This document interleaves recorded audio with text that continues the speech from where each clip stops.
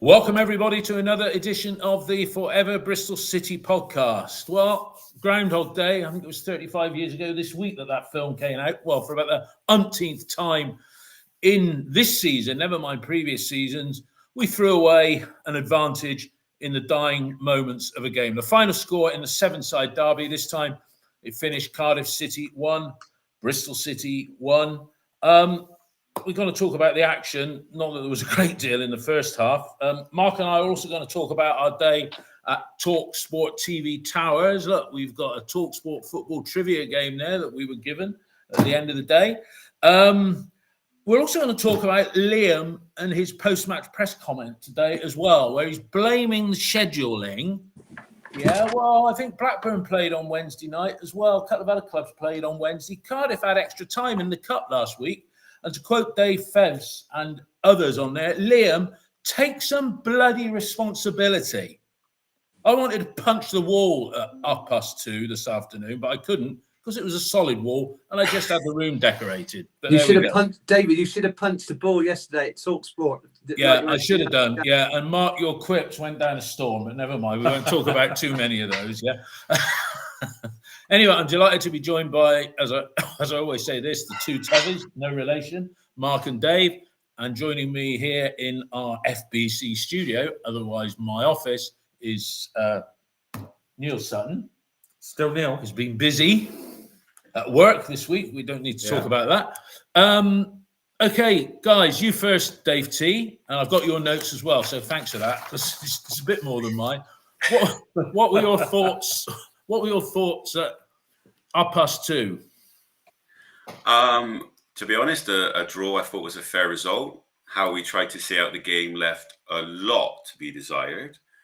But I'm sure we'll get to that later. So for now, I'm going to focus on the two positives from the game. Armstrong was great again, and you came on the pitch with a point to prove, and he looked very, very positive in everything he did.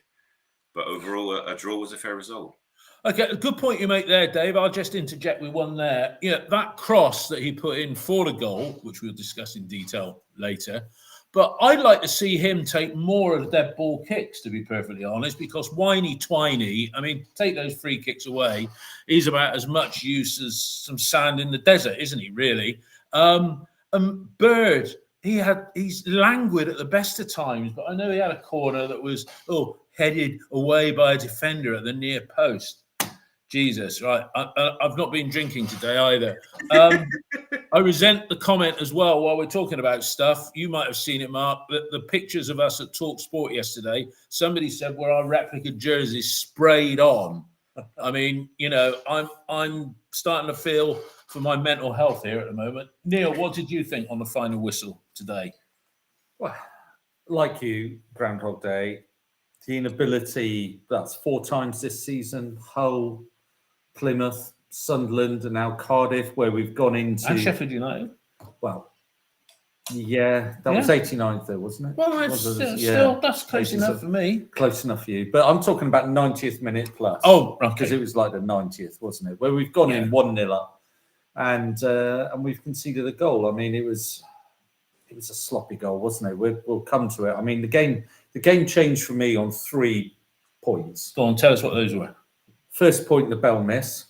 Yeah, good old. We go 2-0. I think we win. Game over. I think we win that. Just game. like Swansea, if Knight's Header goes in. Just like Sheffield Wednesday with him when he hit the bar from 4 yards out. Yeah. Aaron Ramsey coming on for Cardiff. I thought he was quality when he came on with the last half an hour. Got them moving forward. Got them. And to add to Colwell as well, who was playing well. Yeah. And the general abortion of the defending of Roberts for the goal.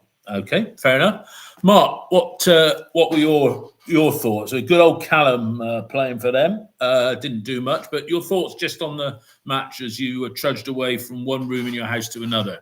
I thought the draw was a fair result, but we snatched the draw from the jaws of victory again, and that's 9 points given up from winning.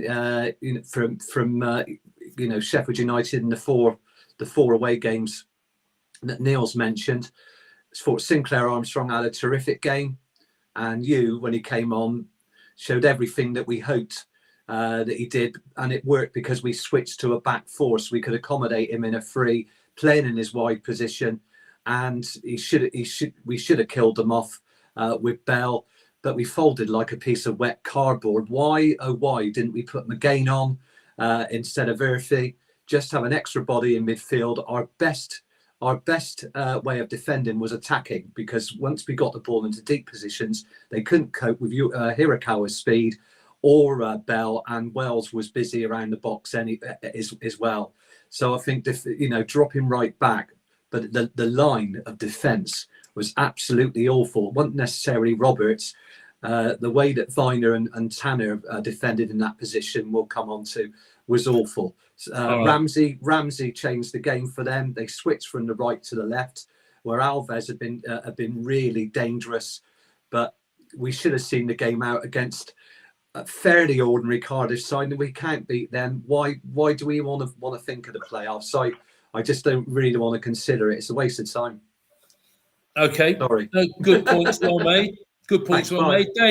Dave, onto the team selection. One often says that you shouldn't change a winning side, but he knew about the scheduling. He picked an unchanged team.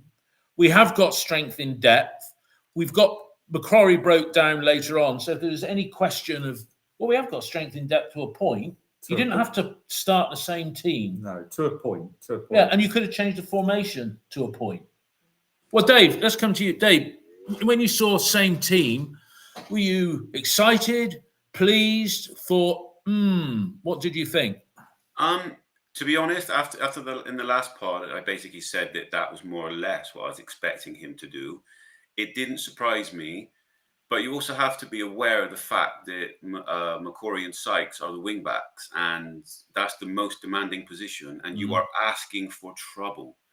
You know, to not change one of those, it really doesn't make sense. And you can't come out afterwards and complain that the scheduling leads to this and that, when you had options. I know Neil might not agree in terms of the bench, but there are options there. There are other formations. There are other ways to play. Yeah.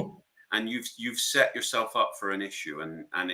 I was surprised by the tactics that we switched over McCrory and Sykes, and that Mehmeti and Twine seemed to be playing in the reverse. I don't really understand what we got from that, but I wasn't surprised that he went with the same team, because the first half with Stoke was pretty positive. Dave, taking on the point about wing backs being important. Yeah, did I read some comment on the social media that Sykes looked like he picked up a niggle in the pre-match? Yeah, I was reading that he, people were saying that he was trying to, he was hobbling a bit. He wasn't quite right. He was practicing shooting. It wasn't surprising that he went off at halftime, to be honest. And if you analyse it, neither of our wing backs made it to the end of the game. The fact is that's on the coach and his selections. You can't dress it up any other way. And the other thing as well, if Sykes does pull up or something, do you start him or do you take him off? He could have brought Morrison on from the start. There we are. I mean, when you think we went to Cardiff 2 seasons ago under Pearson, last season, wasn't it? Under Pearson with season. Oh, last season. Was it last season? God. Yeah. Blimey. Yeah. Last season, Pearson went with 2 debutants in the 7-side derby. Impressive, James. Talking about players coming back after injury, I see Alex Scott was on the bench for Bournemouth today. Neil, I've always liked her on Match of the Day. Yeah. Fantastic. No, not that one, Mark. Yeah, he had to get that. One of the questions we were asked was, who was Bristol? This is TalkSport yesterday. Who was Bristol City's most expensive sale? And I said Alex Scott, and Mark has to come up with that joke there. Then I think, or maybe that was off camera. We didn't have to shoot that bit again. But anyway, it's about Jackie Jokanovsky. Yeah, no, you got into trouble over that. Yeah, Neil, what did you think with the 11 or the 20?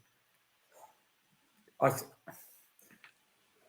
going to agree a little bit with Dave, or disagree with Dave, I should say, a little bit on this. I think there are certain players at the moment and certain positions where, he's got this thing about saying that the players need to be brave, or he needs to be brave in his selections a little bit. And there are certain players there that, arguably are not in form at the moment, and arguably is still starting the game for me. Give me one or two. For Roberts, for instance. Right. Straight out. Roberts for me, straight out. We'll go on to his performance throughout this game. But For me, I don't think Twine's been great last few games, and you just saw the difference that Hirokawa made when he came on as well. And those are brave decisions away from home. Quite frankly, myself, I would have probably putting Sykes on the left wing back. Sykes is not a left wing back. No. And arguably, you saw his assist. How many assists has he been getting from the right wing? Yeah. Last few games. Well, you put him on the left, and you know that you're not going to get anything on the right there because McCrory's not going to get to the byline. He's not going to cut it back. He's not going to do that. So it's a strange sort of decision and rationale with. He's set up almost there. If his argument is, McCrory's got an injury because he's been flogged and all the rest of it. Don't play him. You don't need to play him. Well, the issue with that as well, David, is that he's been suspended. So, he hasn't played the same relentless because he got sent off. Yeah. But don't play him, even if there's... Do you know what I mean? It's like, if you're talking about it, then... But he's got options. He can play George Tanner there. There were start George Tanner. And arguably... Without changing the formation. Arguably, if you're looking at it, you could put Roberts at left wing back, put Dickey across to left centre back, and bring Tanner in the right centre back, and then one down the middle, or whatever. Where's Viner play there then? Viner plays in the centre. In the centre, right? Or whichever way you want. Whichever way you want to do it, you've got options with regards to that. That's what I mean about depth. We have options to be varying the team selection. That's not being brave. We're playing fullbacks at centre back, aren't we? Yeah, and we're playing certain players in different positions, not in their better positions. If we're talking about depth, we're not talking about depth in certain positions. We're talking about certain players that we're using in different positions throughout the team. Yeah. And that is the depth that we're talking about, that people can be flexible in the positions that they're playing rather than actually depth in specialist positions. Okay, Mark, I said to you when we were out yesterday, I always like you to talk a bit about the opposition. Colwell apart, you look at that Cardiff team. I'd never heard of this guy who got the goal, Salash, until he's come from a Swedish side. Got a lot of goals. Is that his 7th goal since signing? I don't know. I know that he's got a few. What I'd say about Neil's just told me it's his 3rd. We decided to conserve our energy. We looked leggy in the first half. We let Cardiff have the ball. Our aim seemed to be to win the ball in transition and get Sinclair Armstrong behind, which we did from the end of the first half. And Armstrong was terrific from then. But first 25, 30 minutes, we were absolutely awful. But Cardiff couldn't affect the game at all, apart from a few long-range shots.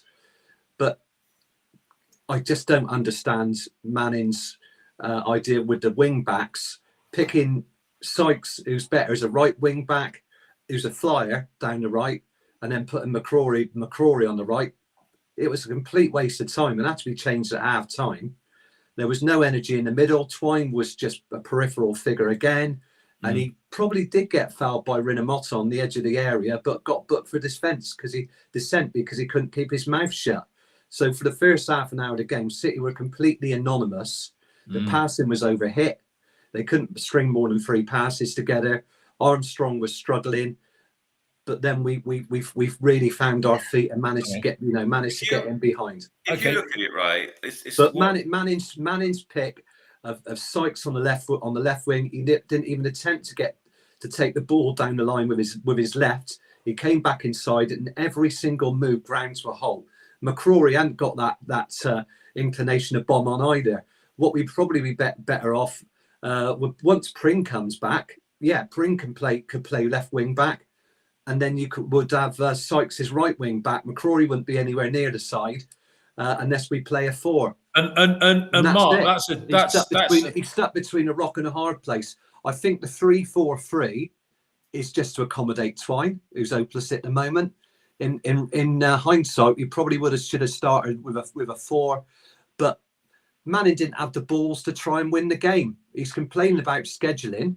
The team looked leggy. All they want to do is stay in the game, the same as they did against Oxford, and try and finish them off. It's not a recipe for a team that are looking to the playoffs. No. There you go. That's his thinking. Well said. Well said. What I don't understand is if you're going to play the same team based on the last game's performance, why would you do this double switch? As you know, Dave Fevs has said in the chat, Mehmeti scored 2 from the left 10, and then he's playing the right 10. Why would you do it? I haven't got a clue. It was almost like both managers had gone, you know what, we're going to have a truce in the first half an hour. We're not actually going to do too much, and we're going to shorten this game down as much as we can.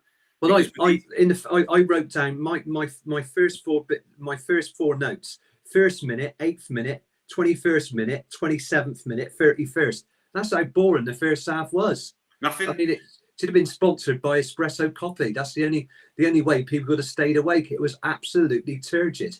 And the issue is that it's like you could see what Armstrong was doing, and he played in midweek. He was showing plenty of desire to try and beat his man. He was trying to make something happen.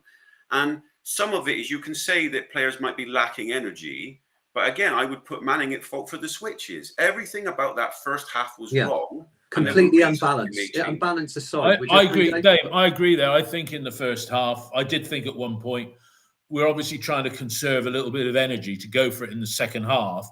But equally, when you've got somebody in the engine room like Knight who gives 100%, then why not maybe consider even resting him for the start and putting McGuane in there? Yeah, because you're not going to lose. You're not going to lose anything from that perspective. This was the key factor in the first 10 minutes, the first 15 minutes. You're thinking, okay, you're quieting the game down. You're taking the crowd out of it. I get what you're trying to do here. Right? When are we going to kick on? Okay, when's this football match actually going to start? That first half was a tough watch. Apart from All right. Dave Fevs has made a good point on the text. 3 good refs on the trot now. What's going on? Dave, never mind the refs. Dave's been frightening them. That's why, Dave. Yeah. What have you been saying to these refs, Dave? Come on. Twiney, the yellow. I mean, what's he doing there, for goodness sake? It's petulance. It's like to hit your hand on the floor when you've gone down, and maybe don't exaggerate it so much, you know. And sometimes you get them, sometimes you don't. And the other one was going to be a free kick all day long because that's what referees give. And then the way he just like what you're doing is like really good way to pick up a yellow card for absolutely no reason. For nothing. Yeah. Absolutely nothing. Neil, what did you think of Twine and that opening 25 minutes where maybe he needs to work with Pat Mountain on set pieces in a way, set pieces for getting a foul. Because his way is he stops, he turns, and he sticks his arse out and then goes over. And it's exactly the same. That sounds a bit dodgy. In the nicest possible way. Those turkey teeth. David. But that's all he does. He goes down exactly the same way. And I am sure that the refs know exactly what he is looking for each time. Was he fouled? Quite possibly he's fouled. Yeah. Whereas Alex Scott was the master of that back in a few years ago, about this ability to just stop in such a way that they would go into the back of it and to draw a foul. What he do though, he's constantly draw fouls on the edge of the area. He's not doing it in other areas of the pitch. He's trying to do it right on the edge of the box. I mean, it's so obvious before the game that the ref is going to be like, right, what is City going to do today? What is Scott Twine going to do today? He's going to be looking for a free kick on the edge of the box. This is how he's going to set it up. I need to be mindful about this. They're going to have done their own research with regards to it, and they're going to know exactly the way that he's going to do it. And the way in which he just complains about it. I mean, does he think the ref's going to change his mind, or does he think, rather than just getting up and going, okay, no worries, get the ball back, run back, all the rest of it. The next one, I'll do it. So, no, he just moans and whines about it. It's his 6th yellow of the, and I swear 5 of them have got to be. Yeah. 5 of them have got to be for dissent. Because it's not for his physicality. Well, but that's like if any of those 6 bookings were for fouls, it's a little bit like, I think there's a few sort of it's a bit like Callum O'Dowda, I mean, soft as Angel Delight. Yeah. But do you remember that game away at Barnsley a few years ago? We're hanging on for a 2-1 win. Oh, yeah. And he does those stupid little fouls, and Barnsley equalised, and the results in free kick. Yeah. He's not improved, has he, since he left us? That's wing back. Jesus Christ. Oh, well. First off, I think, Mark, Dave said he was impressed with Armstrong again. Yeah. He had our best chance on the half hour. I don't know who put him in the clear, but Guttas. It was Sykes. We played it out of defence, and it was played down the side. And he did a very un-Armstrong-like thing. He went outside, and then he kicked the ball forward and chased it inside, and actually got ahead of Guttas. And Anik had to come out and parry the ball away for a corner. And then Guttas went over Anik's arm and hurt himself. And Anik in the first instance, it was great hunger by Armstrong to get to that ball, and it was just, and he started winning free kicks as well. Rolled defenders. Guttas had got booked by then. He's just got no finesse. But I mean, that was a difficult chance because he did a push and run. He just can't finish. But just imagine somebody like that making space for others. If we had somebody on the end of his passes, if there was somebody going with him, and another body following Sinclair Armstrong. But he did everything he wanted to from the half-hour mark. In the first few at the start of the game, he was playing with his back to goal and the ball was bouncing off him because that's not his game. That's something he's going to have to work on. He's going to have to work on holding the ball up, sticking his backside in defenders and just trying to pass it back or roll them to win free kicks there. He's better when the ball's played in behind. Great burst of speed and good upper body strength. He's always going to win those balls. But yeah, if we could just get a little bit more finesse finishing, or just to play him as a number 10. Why not? Sorry, Dave, what were you going to say?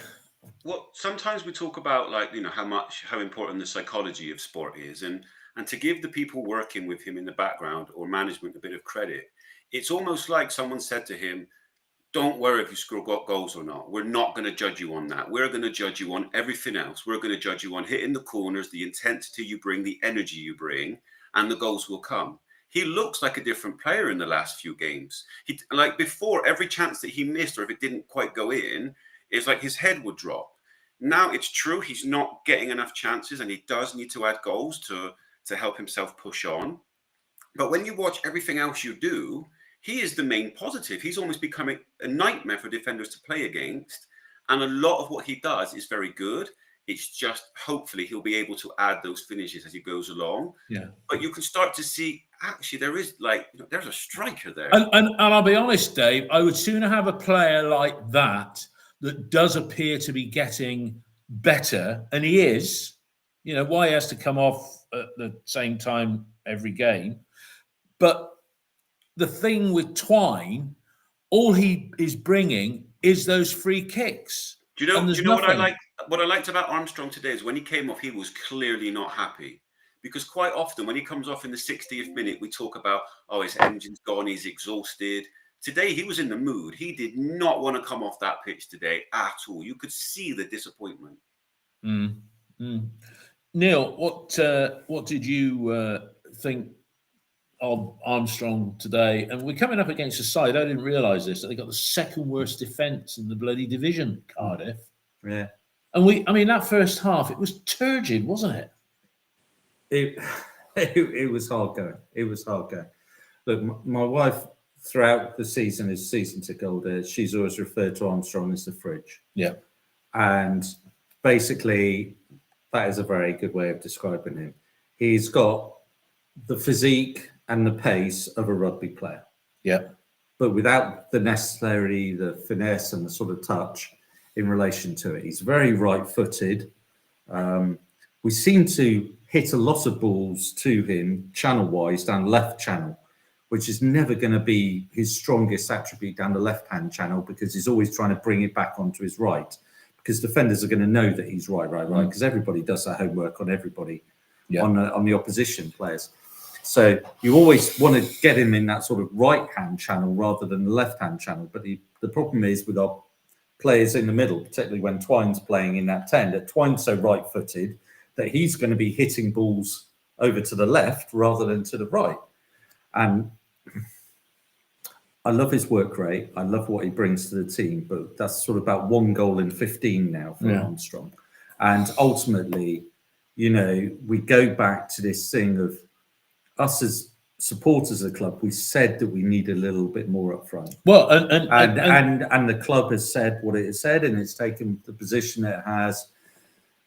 you know, it is what it is. We're going to talk about part of the reason why we're in seventh, and we're trying to make things work with the players we have available. We're eighth. Yeah, and you know, and the limiting players. I mean, we're playing Bell down the centre. We're playing Armstrong. Is it no coincidence? Is it a coincidence or no coincidence that you know the purse strings were tightened? And we'll talk about this later on in the pod as well, because bloody Hubbu, that are still trading, but as these companies do, they go bust and then they come back again under a different form. Did I read that it's 330 grand? I think we're on their creditors list. Which would get square. Well, if it's anything like Bristol City in 1982, they get 10p in the pound. But I think it's Bristol Sport that are on there, so that would be us and the Bears. Yeah, but if you look at it proportionately, if there's 300,000 owed, right? That might be over a number of different. Well, no, because it wouldn't be over a number of years, because you wouldn't. A number of different transactions. I don't know. I'm saying that's a big hole to lose, whatever, and that could have funded a loan. I think a big hole is buying somebody from the Austrian league and then having to accept and then send. But then, I know he scored 3 goals in 4 games. But Yusuf Salak, right? Yeah, he cost them £4 million allegedly. Yeah, that's what they were saying. And 6'5". I wonder if that's a name, Dave. If you're listening, Dave Fevs. Did Salak come up on any of your statistical stuff as somebody we should be looking for? I think he got 14 goals in the Swedish league so far this season. £4 million. But this has been done to death because we spent 2 times 2 million rather than 1 times 4. Dave, into the second half, double substitution right from the very start of it. Bell and you coming on for Twine and Sykes. That led to the formation change as well, didn't it? So were you happy? I don't think you could complain with that at all. Twine going off, what did he really contribute in the first half? Not a lot. And when we talk about goal scorers, when we talk about where were goals coming from today, we really didn't contribute much, and it was no surprise that the goal came how it came later. Mm-hmm. But even with those changes, Cardiff looked the more dangerous in the first 5 minutes. Yet again, we suffered from that element straight after half time. Another team has had a chance to make adjustments. And even though we made a lot of changes as we go on, it's almost like, right, guys, keep going as you're going. Yeah, we're going to switch formation, but just keep along with the plan. Keep along how you're going. It will come soon. Whereas Cardiff have come out, they're not as good as we were expecting. Let's get at them. And we survived at that time, but there's plenty of other times where we haven't survived. Well, they had 2 chances, didn't they, Mark? Come to you first, Mark. Al Ghazi on 47 minutes heading over. And then Al Ghazi heading the ball up for Robinson to head wide. I mean, once again, we've had one of Liam's inspirational halftime team talks, and we come out and we nearly find ourselves a goal down. Yeah, once they got the ball in transition, we were losing the ball far too easily in the final third of the pitch. And they had Will Alves on the left at the time as a wing back, and he chipped the ball into the area. First one, Al Ghazi easily gets over the top of Roberts, but isn't able to nod it down. Roberts sort of gets into his body. And the second one, Alves was played in again. El Ghazi at the back post headed it down, and Robinson couldn't wrap his foot around it. So it was going, I think it was put off by a City defender, and he guided it wide. But it looked only a matter of time before Cardiff were going to score, because they were getting the ball in those pockets of space. Ruben Colwill looked very capable. Alves looked great on the left hand side, and they were finding it easy to manufacture moves left to right and get Callum Robinson in. So the change in the game really was a bit of a surprise, but we'll come on to that in a minute. Neil, 54 minutes, our first decent chance. Night to you, who has looked a bit more sprightly in recent. Drove the ball just wide. I think the keeper got a hand to it, didn't he? It's a stunning save. Yeah, very, very good save. Very good save to get it back on it. I mean, what you brought to the team today in that second half, and arguably he did the same against Stoke in the midweek, is he brought running and he brought a pace and he brought a bit of intent, actually. I mean, he still isn't got the confidence that we saw when he first came into the team to go around the outside. He still kick gets and run, there stops and plays it back Under a little bit. instruction. That is under instruction, Yeah, isn't but it? there were times today. One of the things that really gets me going, Dave, more than Go on. the other day, and we had it today. That's 2 games running now where we've had free kicks in their half, and we passed it backwards rather than getting the ball into the box. We've kicked it back, and we've been in their half, and you're just like, oh, and we did it again today. Drives me mad. It just shows a certain mentality with regards to structure, processes. This is how we're going to do it, and all the rest of it. Sometimes you just need to be a bit more direct. And, you know, we'll come to the first goal in a moment. Set pieces, but set piece again. You said Bird was a bit, you know, I didn't even notice him in this game, Bird did you? looked tired today. Bird looked tired. Arguably, really, McGuane coming on earlier for Bird, I would have said than what he did, actually, because he did look really tired out there. And he looked leggy. But you on the pitch today, certainly, you know, he's not a right wing back, obviously. No. But in that formation on the right, when he's able to play, Twine's out the bloody way. Well, yeah, when he's able to run into that space. He did it a couple of times during the game, actually. And the one later on, we'll talk about the Naki Wells, when he's running down the centre, actually, with it. So, yeah, you again, just a little bit of confidence, not unlike Armstrong. The point that Dave made, you know, about just the body language of Armstrong, the body language of you at the moment is a little bit more. Let's go out there. So maybe Brian Tinion's right when he says, "Remember what Anis Mehmeti was like when he first came here." Well, arguably a bit like he was today. Not very effective, but you can't argue with the fact that David, just to say he might be right, but the point is that you shouldn't be relying on that player to be your main goal scorer. You can bring him along. But that's the market that we're shopping. That's the market that we're shopping in. So we've gone out and bought 2 punts rather than what. Look, they could have gone out and signed that Salak. We could have gone out and signed that Salak. Come to you next month. Could have gone out and signed that Salak or somebody at that price bracket in the summer, and we'd be saying we spent 4 million on somebody that isn't quite up to the mark. I know that, but spending 2 times 2, pretty much. You're almost like hedging your bets. You're thinking, well, if I get 2 cheap ones, one might come good rather than 1 intermediate one. Mark, sorry, what were you going to say? I was going to say that the reason why you had gone backwards in the last few weeks, I think I've done this one to death, so apologies everybody, is the switch to a 3-4-2-1. When he plays a number 10, he's looked completely lost. He's a wide player. And the only reason that game got transformed because he brought energy. He ran at their central defenders, Began and Gutas. They didn't know how to cope with it because what he could do is he could win fouls. Players could play off him. They could make those angles, and we created lots of chances there. And the one that he shot, it was a great run from Jason Knight, bombing through the middle. We didn't do that at all in the first half, apart from playing Armstrong in. He played it to you.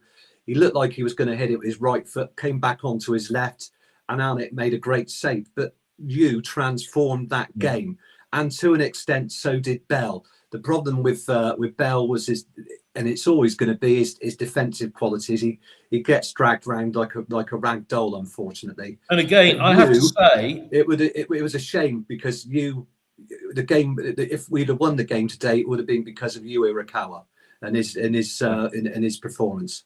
And I have to say, a specialist length wing back in Morrison has got to be better than Sam Bell playing in a position that he's not familiar with. But there we go. Well, you've got a left-sided player who feels comfortably on the left, or a right-footed player. He could have played in the 3 because we essentially went back to a 4-2-3-1.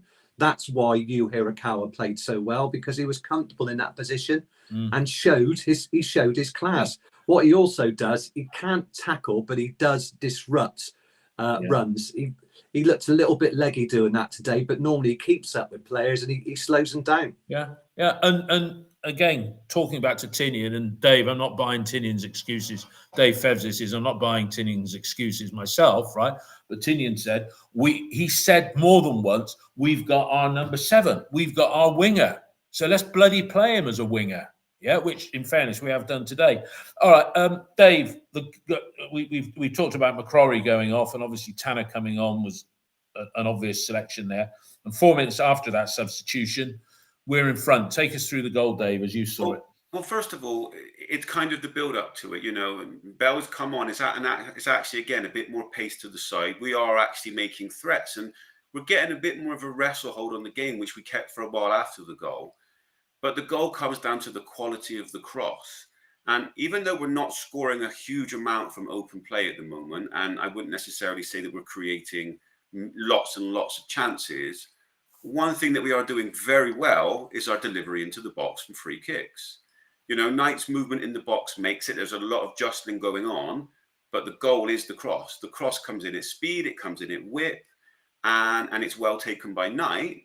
And it was like, okay, push on from here. You've got yourself in the game. Let's push forward. And for the next 10 minutes, we had control of that game. We did. Neil, how did you see the goal? I mean, Premier League, hint of offside. Does that go to VAR? Hint of offside against Armstrong. I don't think against Knight. Oh, no. Yeah, but does that go No. in the Prem? Does that get tested just for the record? Because the referee. I think it. If he's interfering with, if he's interfering with, look at it. But Mark, shush. Was Armstrong actually impacting on it? No, because it didn't go to Armstrong and then back and then recycled in. So Knight, fantastic run in relation to it, and just in it was a great cross. It was a great cross. Whipped in, wasn't it? Yeah, to give you his credit, whipped in, fantastic cross. And Knight in those situations for a 5'7", 5'8" guy, he you know, he's decent in that regard there. So yeah, one of those to think about where they'd be saying, right, Armstrong was marginally offside for me, but not interfering with play. Not interfering. No, not in the goalkeeper's vision or anything like that. No. I mean, it's from the outside. It's right over there. It's at 2:00. Yeah. Rather than at 12, so he's at 2:00. So I'd say if he was at 10:00, then he might be in the view, but not at 2:00. Right. Go on, Mark. Your say on the goal. Yeah, Armstrong's not interfering with play because he's at the end of the line. So unless he's directly, impacting play, like Neil said, affecting the goalkeeper's vision or pulling somebody down, it's a great flat cross. And then it's great for us to be scoring from a set piece against Cardiff, of all people. But it's got whip, it's flat, and it's just inviting a header. And Knight stoops down, he heads it into the ground.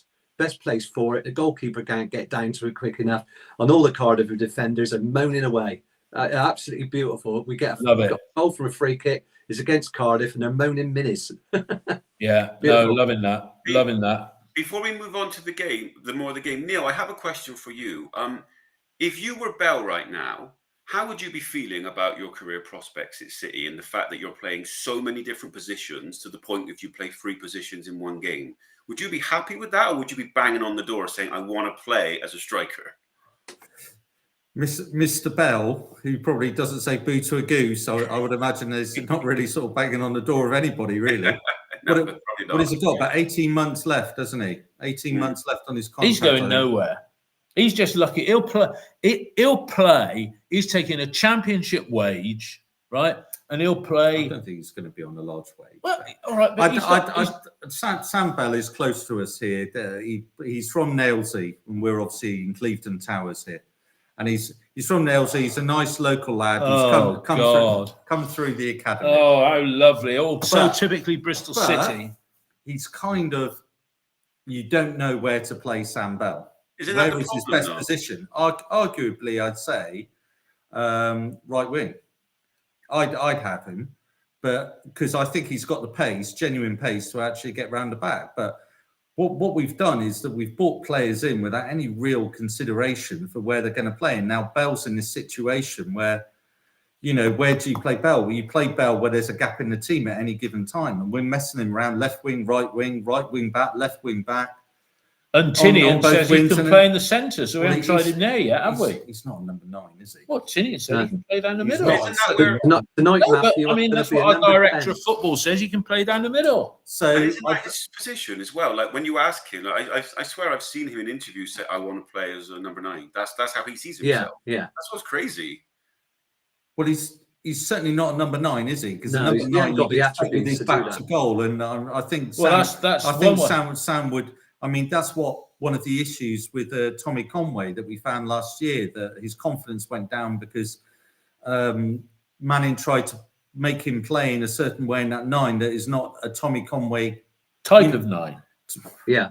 Bell he leads had the 3 ball in goals front from of him open play between- last year, didn't he? He had sort of 6 penalties, I think 3 goals from open play, Tommy, and I think a couple of those were up at Rotherham. I think. They were 2 goals. Yeah, in relation to Sam it. Bell needs the ball in front of him like Tommy Conway does. And that's the problem. You need more attributes as a number 9. The I think reason- Naki Wells has got his nous. He's lost his pace at 34 years old, but he's able to find space and drop off of defenders. And he's able to nick goals from his intelligence, and our other players don't have that. The reason I say it is because our best phase today came when he was playing almost as a second striker, advanced 10, with you on the right, and that was our most effective 15-20 minutes of the whole game. He was there, so and we needed to kill the game off, didn't we? It's the point you're making, Dave. Our most effective time is when we played with a second striker, rather than just the fact that Bell was there. He was there, right? Now I have to say, Can you say second striker on the record? 15 minutes, not very much like at Hillsborough the other week. Sam Bell has the chance after excellent work by Naki digging it out for Hayden Roberts to put in a cross, and Sam Bell has what to me looks like a pretty simple header, and he heads it high and wide. Now, Sam Bell, to me, had a chance at Sheffield Wednesday when the ball came to him, and he hit that wide. So we could say that both those games, today and at Hillsborough, both those goals go in, yeah? We're getting 4 more points than what we've got at the moment. Dave, should Bell have done better with that chance? It's hard to say where exactly is the ball, because it looks like the ball is slightly behind him. So on first viewing, you're thinking you've got to be getting that on target. But I'm not sure it's as easy as it looks. I need to see it again. But like it just by the way his head is, it's like I don't think it's as easy as we're saying it. But maybe I'm being too generous. Neil, what do you think? Should he have finished it, or am I being too generous? I think a proper striker finishes that. But then I'm reminded, strangely enough, of a couple of Scott Twine and his debut when he was on loan, when he went up and he won that against Watford, the 1-1, and he won the ball in that situation, and then I'm reminded earlier on the Sinclair one. I'm trying to think which game it was against, where the ball's up in the air and Sinclair's waiting for it to come down, and the guy comes back and sort of. Sometimes in that situation, as a centre forward, you make sure, physically wise, you win that header. And to me, that was everything that Sam Bell isn't in that situation. When he's confronted by 2 centre-backs and he's coming down the middle of 2 centre-backs, is he going to win that header? Is he going to get it in the goal? He looked kind of uncertain going into it. And of course, it sort of glanced off, I think, the back of his head.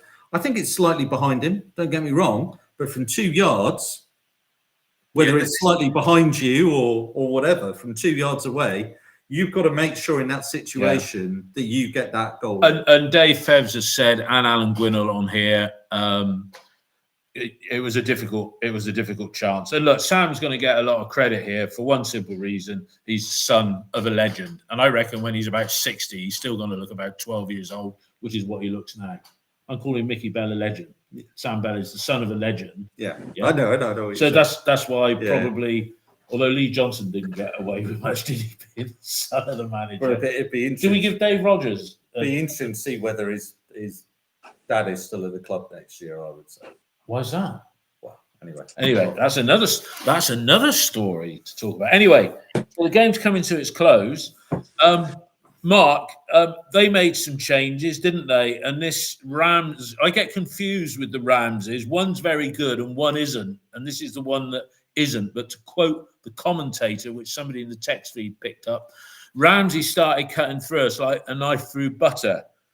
Did their manager, who's a rookie, never heard of him before, if he was announced as our manager, I can't even think of his name now. If he'd have been announced. Omar Reza.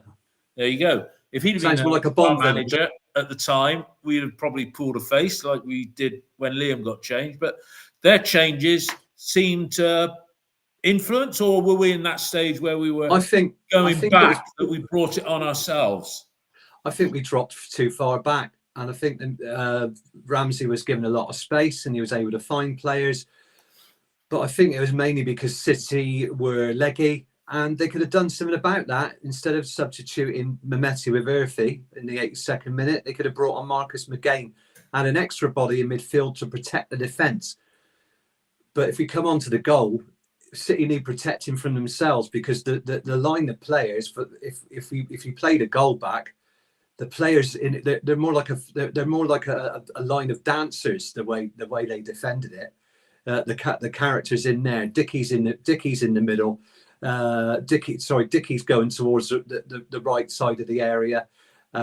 Max Bird is in the middle, and Roberts is getting dragged all around by Salah. It's a complete and utter shit show for the goal. Where Tanner and Viner were for that goal, trying to play high while the rest of the defence was tucked in. It was absolutely crazy. But Manning brought it upon himself. He transformed the game with his substitutions, and I'll say 60 minus 15 minutes after half time. The game was almost won, although we didn't kill it off. And then we conceded an absolutely awful goal. It was well constructed, but awful defending. Dave, you did quite an analysis. You did a Dave Fevs-esque analysis of the goal with little. I think you had some little images on a WhatsApp you sent me. I just did a thumbs up because I don't get half of this stuff. My eyesight's not that good, and I'm trying to work out who the players are. But Mark's described the goal as a shit show. Yet again, how would you describe the goal? Well, the problem is that if you'd have offered Cardiff at the beginning, like building up, how do you want to get back into this game? We fell into their trap. We sat right off, and they brought on these playmakers, and it was like, we're going to install Colwell and Ramsey. You guys are going to do something, and we decided to sit back, soak up the pressure, which is absolutely fine. But we showed an absolute naivety in doing it. The first thing is Viner gets pushed into O'Leary, and instead of staying down for as physically long as possible, now we'll just get up and keep playing. If you're going to sit in, you need to just kill the game. And then from there, on the actual goal, if anybody gets the chance to see it again, please look where Viner is, and please look where Tanner is, and tell me we're trying to sit in and kill the game. They have no business being there, so the ball gets put in on the inside channel. And when you're sitting in, any team that sits in says, you can have the ball out wide, we'll back ourselves on those crosses, but you can't have it in here. It's ridiculous. Now, how Roberts deals with the cross is not the best, to say the least, but it should never have got to that situation. Dave, you said players shouldn't be so, but Liam, okay, if the general instruction is to funnel back, and try and see the game out, that's the instruction. We bring that on ourselves. But then in those situations where we are funneling back, you've put the blame on the players. No, not necessarily. What I'm saying is they're being asked to do something that they essentially don't know how to do, or they've not been told this is what we're going to do in that moment. Because it's either confused messaging or literally disobeying your post. Viner has absolutely no business being that far out in that moment. Quite where Tanner is going, I'm not really sure. But for Tanner to be so wide, it's like, hey guys, just use the channel. And you just have a situation where Knight is on his own. Do I go? Do I stay? They feed it round the back, and you're wide open. We were as open as you would be when you're chasing a game, and we're the team trying to sit in. Now, either players aren't doing their job, or they haven't literally been told, sit in, do not move, give them the wings. Because there are plenty of teams in the world that literally sit in and say, if you want to cross it from out there, fill your boots. You're not having the But you're saying, again, I've watched it once, you're saying they went through, you're saying the gap between Tanner and Viner, that was too much of a gap. Basically, you had Tanner, Viner, and Dickie. If you've got your team set up at the width of the penalty spot, no one's playing those gaps. We were playing the width of the pitch, and we had no business doing so when you're trying to sit in. I don't agree with literally sacrificing and not attacking when we were in control of the game. But if you're going to do that, do it properly. And we just didn't. What did you think, Neil, and what these guys have said about the goal? About the goal, for me, as a defender from back in the day, Roberts just does my head in. I mean, basically, Roberts, to me, the way that he shapes his body shape generally on the football pitch is quintessential Brian Tinian from the 1990s. Brian was, a great player. Probably would have struggled in a modern day because Pace of the game. He's a bit like a Barry Bannon to a certain degree in the fact that, give him time and space and fantastic balls over the back for Scott Murray all day long. But his body shape, he's constantly off balance. If it's on the right, if it's coming from the right for Roberts, he's constantly off balance, constantly. Yeah, because he's always twisting the opposite way. He's always twisting the opposite way. So the ball's over the back, when they're coming from the right-hand side, the ball's over the back to him. While he's being beaten in the As he was very early in the second half, wasn't he? He was beaten all the time over the back. Okay. Now, what does he actually bring as a defender, Roberts? Because he's not stopping the crosses coming in. He's not winning the balls in the air. His one-on-one is not great at all. In relation to it, he goes up the other end and does a fantastic little ding cross for Bell in that situation. I get that. But when that cross comes in, and David's spot on and other people have done the analysis of the gap between the channel between, which is too wide. We're trying to play across the entire midfield and we got sucked in. But he's there. He could go with his right foot to kick it out. But what he's trying to kick it behind just because... Well, he could kick out with his right foot. But what he's tried to do is he's trying to maneuver his body to go with his left and almost kick it away with his left. From the player that's coming in over his shoulder, which is why he gets rolled. Well, no, he gets completely off balance because he's turned. Yeah, I don't know whether everybody can see me here. Well, for those of you watching in black and white, because he's turned and he's trying to kick with his left foot across there. He's off balance. The guy is tight on him, and then he spins out on himself. Yeah. And then the guy comes in at the back and actually scores because he's so off balance by trying to kick that away with his left foot rather than turn into it with his right foot and kick with his right foot in that situation. I don't, it's akin to, we've had a few players like that. Jay De Silva wasn't great on his right foot either, but we would never have played Jay De Silva as a centre-back in that situation. I think Roberts last year was helped when he was left centre-back by having Pring outside him. Yeah. But he's left centre-back in that situation tonight, wasn't he? Or he was because we were left back, wasn't he? Yeah, he was. Because we were at 4. Yeah, but we were so deep in the end. I know. Bell was almost back as a left wing-back there in the end, wasn't he? I mean, in that situation there, it's just rank bad defending, really, in terms of thinking that in your own 6-yard box, you just get it away. Any way you do, you get it away. At that point of the game, even more so. Any point of the game, you get it away. The ball's coming in, it's away. It's a shout from Max, it's away. You don't. It's almost akin to that situation with the goal that we conceded at Oxford, where we were talking before on the podcast about did Max think that Dickie was going for the ball, or did Dickie think that Max was going for the ball? But in that situation, you just get it away. You suck it and you go with your right foot. He didn't. He tried to dally to a certain degree and tried to impose himself on that striker. Never going to happen. He gets out muscled. They scored a goal. The only thing I would say is that first, there's 2 points. First of all, is that I do it like he doesn't defend it very well. But you just shouldn't get to that point where you've been turned. Yeah, the striker makes a mess of him, but that ball should never be coming in. And I think there's a lot of people to blame. But there's an additional point.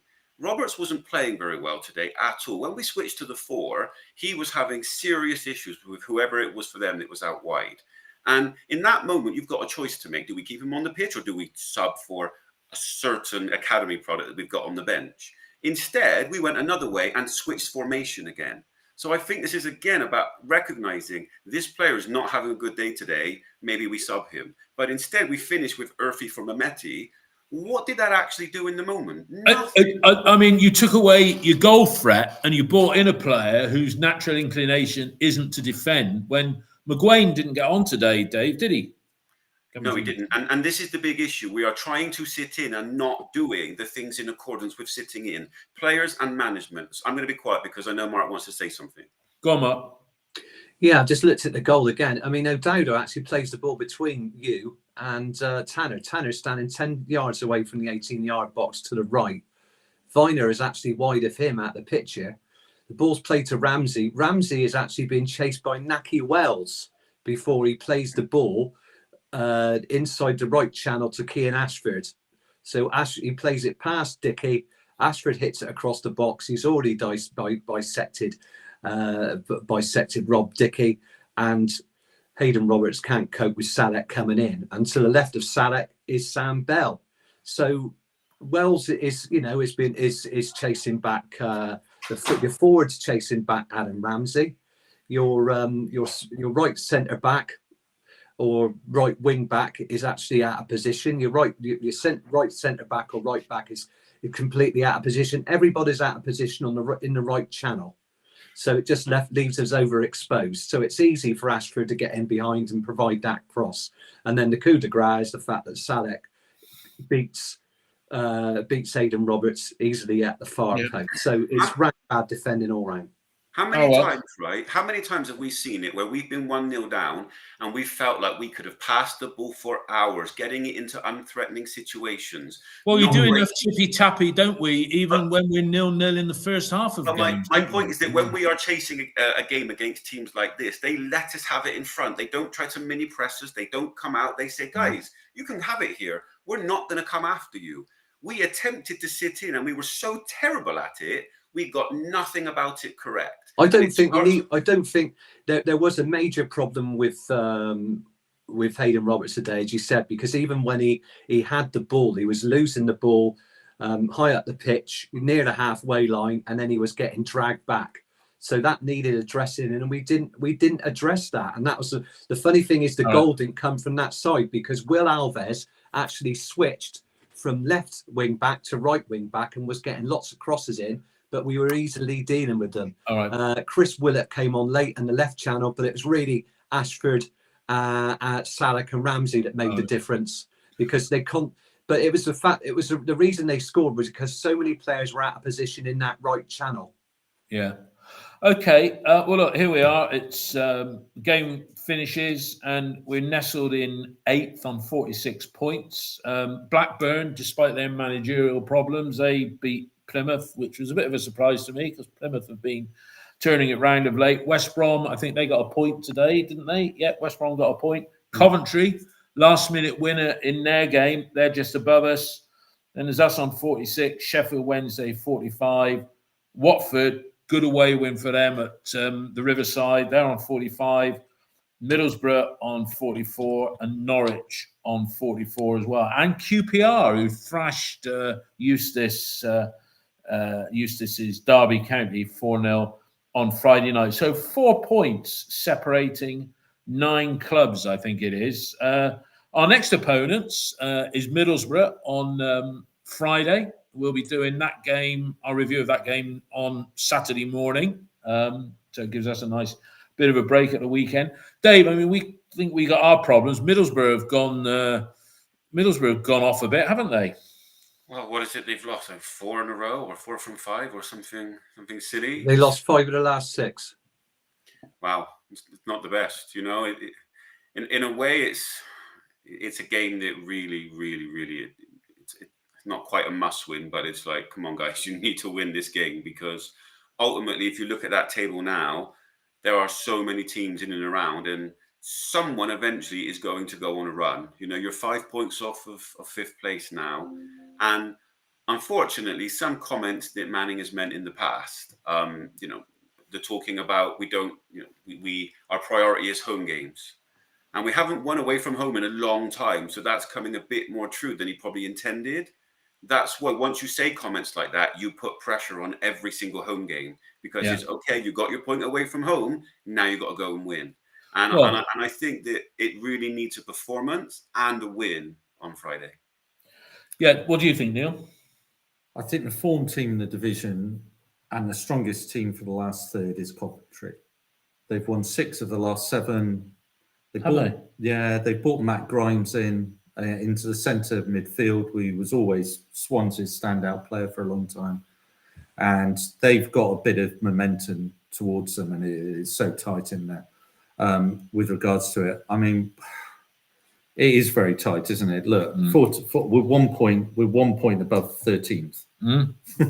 So, you know, it's a crazy division, but the 4 games this year, you know, that we have dropped from 1-0 or 2-1 position, 4 games.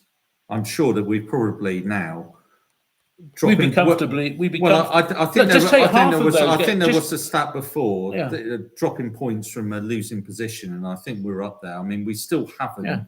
We still haven't won a game from a losing position since Oxford at home, and it's still only 2. But if you take season. half the number of points, this shows how crap the division is this season. Or for crap, mean maybe even. I think rather than crap. How crap. But if let's take half of those games where we've thrown the points away, just half. So half the points that we've lost, and add them to what we've got now, we'd be comfortably sat there in 5th. Well, I don't stick another 4 points on what we've got now. 5 points. We've thrown away 10 points easily. We don't score a lot of late goals either. No, well, right, but that's separate. That is, but also it's not, Dave, because when we're talking about game management and we're talking about Manning and his bravery, that's when it boils down. How many draws could we have turned into wins? And we get into the last 10 minutes of a game, last 10, 15 minutes of a game. And if you're brave as a manager, you're going for the win. You're going for the 3 points rather than settling for 1. And he's always got this thing. And I know Nigel Pearson back in the day said, if you're not going to win the game, then don't lose it, which is great. Yeah. But once you get into that mentality, which is shown by the fact we've only had 2 comeback wins all season. Okay, there's a mentality in the side that when we get to last 15, we would rather draw the game than go for the win. And it's that type mentality which means you're not going to get in points. Dave, Neil, you've said something in the past that I've seen from you that he calls for bravery from his players when his substitutions and changes in the second half are anything but brave. You saw an example of that today in a way. The instinct is hold what we have while we had the initiative. And Cardiff essentially went, well, thank you very much. We'll take the best of that. We'll see what we can create. We didn't need to do that. If you make that decision, win the game. But we didn't need to. We were on top. There was no need. Yeah, just empty the tank. We haven't got a game for 6 days. Exactly. No midweek game. Empty the tank. Leave everything on the pitch. Our best form of defence was attack, we should have killed off the game. I 100%. Think that's the thing. We leave ourselves open, but to drop back like we did, but to defend so badly was the reason why it was a draw. But it's actually 9 points dropped, if you like. Four draws where we come, and the point that we should have got at home against Sheffield United is what I'm counting. 9 points dropped. Yeah, well, if you take half of that off plus half, that's 5 points. Yeah, we're comfortably in the playoffs. But Neil, you want to make a point? Yeah, I just think with regards to it, the whole way that we set up on there, it's almost like a process, isn't it? And we're trying to play out games from, in such a way that it's evidently not working. If I was a manager of the team, personally myself, I'd be thinking I have no confidence in the team to win 1-0 away from home or 2-1 away from home. Yeah. So I'd be pushing and I'd be brave to try and get that second goal or that second goal difference, in the knowledge that actually as a team, we don't perform well in the last 10 minutes while trying to hold on to it. But there's not that. That's why we get into groundhog situations with regards to these, where we're talking, here we go again with another 90th minute. It's not luck. Okay, right. I don't know about you. I don't know about you three, but I expected them to score. I did expect Cardiff to score. It's easy, night following day, really, wouldn't it? David, before you move on, can I just ask the group a question? In the next 4 games, we've got Middlesbrough, Millwall, Hull, and Sheffield United. If you've got eyes on the playoffs, how many points would you take from those 4 games? 7. Neil? Well, 8. 8, because I think Coventry will go up there. You're on about us getting into 6th. Yeah. From where we are in 8th at the moment, for us to get into the playoff positions, if we're going to be holding in this stasis, then maybe 7. But I think 8 to actually get up. I think we got to win 7. I think we got to win 7 out of 14. That's the long and the short of it. I really can't see that. No. I really can't see that. At 13. 7 13. Yeah. 13. All right. Well, the minimum 13 games, 5 wins. Just do the maths. If we get 6 wins, that's 18 points. We're going to lose 4. 6 wins, 3 draws, 4 defeats, 6 threes, 18, 21 points on top of what we got at the moment, 48? How many points? 45. 46. 46. And what did I say? 21 points. We're going to finish with 67 points, which will be an improvement on last year. Right. I just want to go back to Borough. When you look at this starting lineup, we think they got, well, not starting lineup. I mean, they started today with Morgan Whittaker, Tommy Conway, and Iheanacho up front for them, with Barlasser in midfield. Although I don't think Luke Ayling, seeing how he was turned inside out by somebody the other week, I don't think he'll be looking forward to playing Anis Mehmeti. Now, yesterday, Friday, what's Mark getting out there? My cat, Get the cat's ass out of the camera shot. My cat never used to come into my office. And, right. Yesterday, Sorry. Mark and I were on Valentine's Day. We went up to London on Thursday to play. Where's this going? We went up on Thursday. I had to do lots of nice things to make up for the fact that I was away on Valentine's Day. But I'm back in. I think I'm back in the Melanie's good books. She gave me a Valentine's card, and it was really funny. It had on there "You'll do," which I thought was which I thought was very nice, actually. But anyway, we went up to take part in the first round of the Talk Sport Cup up at Talk TV. So Mark and I went up on Thursday, and we stayed in an absolutely shitty apartment that we couldn't find to begin with. In fact, we ended up getting in a cab, and we were like about 100 yards away after it driven round in a circle. So I bunged a bloke a tenner because I felt embarrassed. Anyway, we were in Talk Sport. We got locked out of the apartment as well, and I had to threaten the people that I kicked the door down. I still don't know how we got in. Anyway, and the apartment was about 50 yards from News International HQ, where we went, and we were there, and we didn't know who our opponents were, but there were 4 teams, and it was us, Wolves, because we could tell this when we were sat in reception, Wolves and Ipswich. And then we were told, we went up into the green room, like you see on TV. I walked past Piers Morgan's dressing room. He's got his own dressing room because it had his name on there. Didn't see him. And we were told that we were first on, and we were playing Arsenal, right? I actually wore a replica shirt. I was going to wear it today. Yes, the one that came with the Ashton Gate 8 thing. But somebody put on there, was that sprayed on? And Dave Fevs put on, I think, the Twitter or something, he put, it was Grattan's 1985 catalogue. Anyway, I can say with some pride that Mark and we achieved something that no Bristol City team have achieved against any representative side from Arsenal, because we beat the buggers. We beat Arsenal 19-8. Now, somebody's going to tell me the women's team beat them, or we beat them in a youth cup game or something like that, right? We haven't beaten Arsenal in a competitive fixture at all for 40-odd years.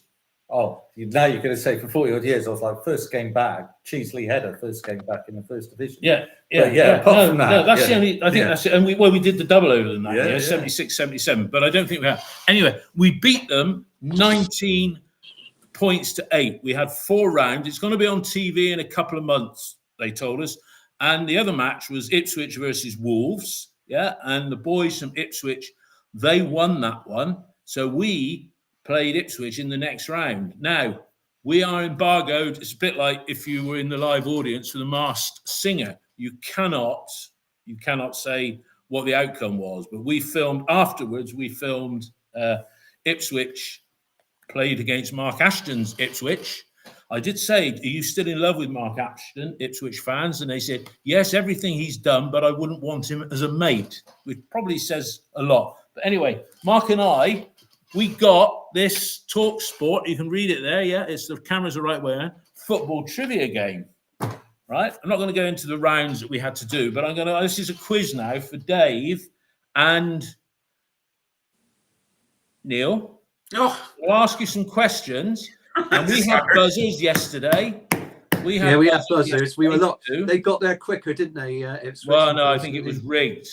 I think it was rigged. I mean, they look like who am I? Like data analysts. One worked for Sky, and the other one worked for Premier League Productions. One of their questions, which was meant to be an away question, of course, who are you?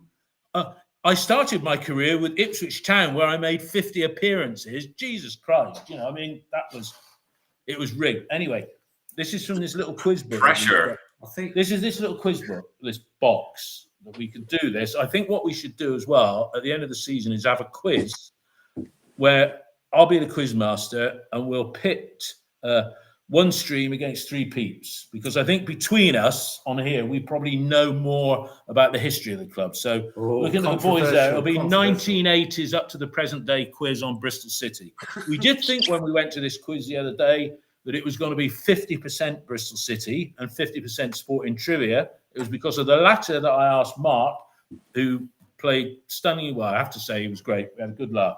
But anyway, this is out of the box. So we haven't got buzzers. But if you know the answer, Dave, you've got to shout offside. Okay. And Neil, you've got to shout goal. All right? All right. So here we go. And if you want to join in, those of you that are watching at home or listening, question 1.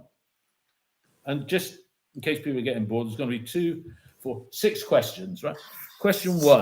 I'm going to write this down. Neil, Dave. Question 1. So you've got to shout out goal. Right. And you got to shout out offside if you know the answer. Okay. Mark, you can be the adjudicator. Question 1. Which television duo appear on the odds list to manage Newcastle United Goal. every time? Offside. Sutton first. Anton Dave. 1 to Dave. Oi. Question B. How have you given it to Dave? Sorry, what am I doing? No, give it to me. 1 to Neil. It's 1 a to no from Neil. me, David. If you get one wrong, if you get it wrong, I mean, these are so piss easy. It's unbelievable. If you get one wrong, you lose a point. If you shout out, you lose a point. Right. Which of these was the first player to score a goal direct from a corner kick in English football? John Lewis, W.H. Smith, Harvey Nichols, or Mark Spencer? Goal. W.H. Smith. Another one to Neil. Neil races to a 2-0 lead. Come on, Dave. Come on. What did former US president and his wife Hillary name their only child? Goal. Offside. I was Chelsea. first this time. Chelsea. Offside. Chelsea. I was offside. No, he got it. He was because of the delay. Come on. You're in Spain. we're gonna I'm have to here. do I'm this. always going to be honest. There's a lag. I think we're going to have to do a Outrage. VAR on Yeah, that one. VAR. This is an outrage. right. The choices, he did get it right, were Leicester, Crystal, Chelsea, Everton, or Accrington Stanley. Doesn't this just show the baseness? Doesn't this just show the baseness of Talk Sport? Well, I'm 3-0 up. If Yeah. I was Manning now, I'd just let him win the next 3. Yeah, no. And Let then him. we No. complain about. No. Yeah. I was worried against Arsenal that we do a Bristol City thing, but we held on. We took an early lead and hung on to it. I thought So- this is deeply unfair. That was clearly my point, but I was robbed. I'm blaming the scheduling. I can get a couple. Yeah, I thought you looked a bit Right. leggy at your midweek All right, appearance. here we go. Question 4. The name of which Premier League football club starts with an organ of the body?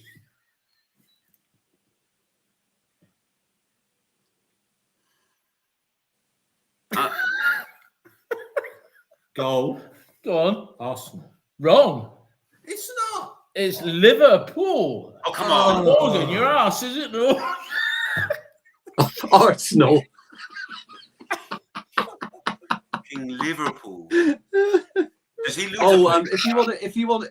If one of the rounds, Definitely an organ. Can I just interrupt, David? One of the rounds yesterday was called Bravado. So Yeah. you had to put a list together, what Yeah. name 12 teams beginning with B. Yeah. in Mark, the too top much 4. detail. Too much detail. You're spoiling it for the television viewers when it comes on. All three Oh, of right, them. right. All 3 of them. Shush. Yeah, I don't even know what bloody channel it's on. Shush. You was going to say Hearts, but we said Premier League. Yeah. And for Benny and Dave Febbs, your arse isn't an organ. Your liver is. Liverpool. So Neil drops back to 2. So still a chance for in it. Dave. Still a chance for. It should be 1-1. It should be 1-1. You didn't say lose a point. He Yeah, did, we he did. Oh, for goodness sake. No. Right. When we did it yesterday, Mark and I shut up, and that helped us win against Arsenal. Right. We Yeah. went on the defensive. Right, question 5. Which spice describes when a player kicks, rolls, or dribbles a ball between an opponent's legs? Offside. Nutmeg. Very good. Yeah. Oh, look. That's 2-1 in my eyes. Yeah, 2-1. No, 2-1. to me, in my eyes. Now, this is Neil. You're living up to Bristol City. You were in front. No, I'm just You had a goal to- doing the man in here. You had a goal disallowed. You're going to change it. Are you going to change it? What's the biggest bit? What's the biggest bit? What's been the biggest bit for you today? The biggest bit for me today is learning that I had. You didn't actually say I was going to get one taken off me for wrong answer. Referee's decision's final. You got the lag. You can't complain. 3-0 up. Look, you we would take can one do off. it. We can do it. We'll Right, do okay, this. yeah, we'll yeah. do this. All right, Right, here we go. go. What nation in 2022? Offside. Italy. I'm afraid you're wrong, and I will complete the He question. loses. No, He either- loses it. yeah. He loses it. Got that right? What nation in 2022 had the worst international football team, even though they once scored against England after just 8 seconds? Oh, that's San Marino. Very good. Oh, come on. It's in the middle of Italy. You're just rubbing it in. There we go, boys. I think that was a welcome addition to the podcast. It got very competitive. Well, of course. I will have my vision. Maybe Dave, because you are on a slight time lag, maybe Dave, that we let you have the question. So when you come over, you're coming over to the UK soon. When you Yeah. come over, what we'll do, we'll get hold of a spare copy of this, and then you can be the question master. To be honest, I just said Italy for 2022. I don't deserve anything, clearly. That was such Yeah. a terrible guess. There we go. Anyway, that's a leave. There we go. I'm putting it back in the box now. That was fun. Steve Bird, Tittingham Hotspur. Again, there's parts of the body we're talking about organs, yeah? The only arse that we've had on this programme this evening has been Mark's cats. For goodness I'm sake. so sorry. For goodness sake. There we go. Right. That's it. I'm outraged by that comment. Febs. I was first. That's exactly what I'm telling you. I like Dave Fevs. I'm not going to repeat what Dave Fevs has put on the text feed. Most un-Dave Fevs like. Chris Hatcliffe has said, stick to football, boys. All right, we will. Maybe Liam Manning should do that. Stick to something entertaining, show a bit of passion. And talking about being brave, you said, Neil, Liam isn't brave as a manager. But let's be fair, we're not brave as a football club. Right to the very top. It will be interesting now with 13 games to go, whether we actually think a draw isn't enough. Do we change our mentality a little bit and actually start going for it? Yeah. With 10 minutes to go, when the scores are 1-1 or whatever like that, or 1-0, knowing that we are does our mentality. Well, we're Bristol City, aren't we? That's Brittle. Well, this is it. All right, one word then. Mark, one word answer, and I mean that. One word answer. Do you think we will go for it in the remaining games as we have to? Yes or no? Simple yes or no. Will we change? No. Right. Neil. No. Dave. Yes. He thinks we will. It's like he's a hostage. It's the hope that kills, Dave. It's the hope that kills. Everybody, sorry about our little interlude about the quiz and everything like that, but it was a bit of fun, and we might do it again. Great to have a week off. Great to have a Sunday off as well. As I say, we'll cover Middlesbrough. I'm sorry, I'm taking Neil out of the picture. I'm moving my computer there. We'll cover Middlesbrough on Saturday morning. But Mark and Dave, thanks. Neil, thank you. Everybody who's listened, I hope you've enjoyed it as much as we've enjoyed presenting it. Mark, get that cat off the screen. Thanks.